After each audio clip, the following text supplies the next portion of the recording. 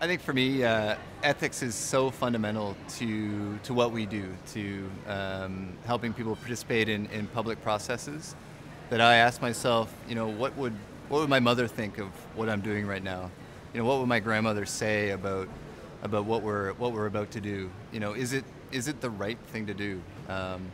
Seems like a very basic premise, but I think it requires that foundation first of all, that but then also just that inward reflection to ask yourself, do I truly believe that this is the right thing to do?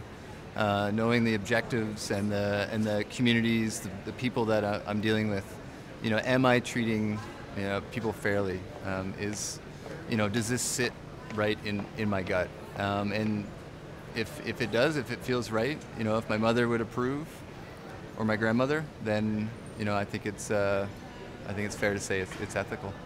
The most obvious example is in terms of to what extent some of our clients believe in doing meaningful Aboriginal engagement or Aboriginal consultation.